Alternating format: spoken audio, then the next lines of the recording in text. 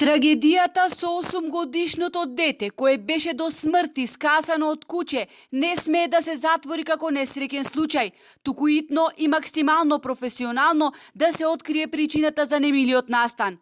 За смртта на малото дете некој мора да сноси одговорност. Виновниците имаат име и презиме и тоа треба да се обелодени, вели еден од најпознатите македонски дресери, охриѓанецот Евто Стојановски.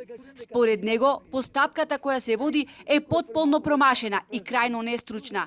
Еден ден по трагедијата, куќето од расата Бул Мастиф е предадено на ветеринар. Безсмислица е да се очекува ветеринарен лекар да дојде до вистината за трагедијата. Обвинителот кој отишол на лице место може да утврди само дали имало ограда и ништо друго, критикува Стојановски. Уште по самото тоа, ако слушнав уште првиот ден, бев потполно сигурен дека ништо нема да биде од истрагата.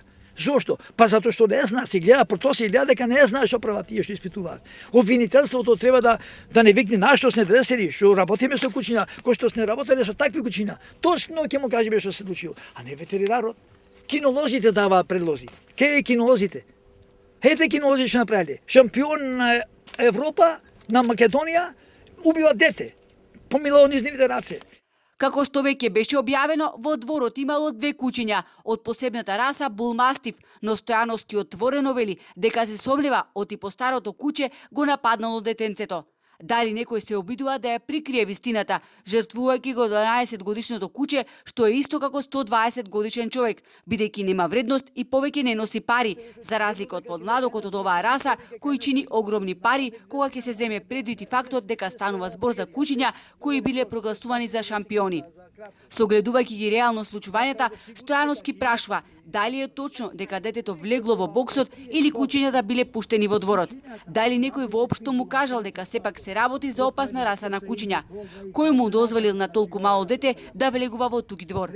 Во семејното воспитување на детето не навлегувам, но трендот кинолози да одат по училишта и да ги едуцираат децата е за секаква осуда. Друштва за заштита на животни кажуваат вина имаат и друштва за заштита на животни према мене и кинолозите, затоа друштвата затоа што со нивната едукација, која е масовна, со огромни пари се полни.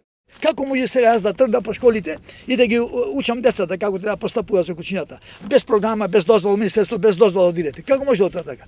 Стојановски, кој пред 7 години напише и книга «Зошто кучињата напаѓаат деца» и кој до сите надлежни институции испратили предлог програма, но никогаш никој не ја отворил, сега ја нуди својата помош да се открие вистината. Инаку ова не е прв случај. Пред неколку години од напад на куче почина 4-годишно дете од Кичево.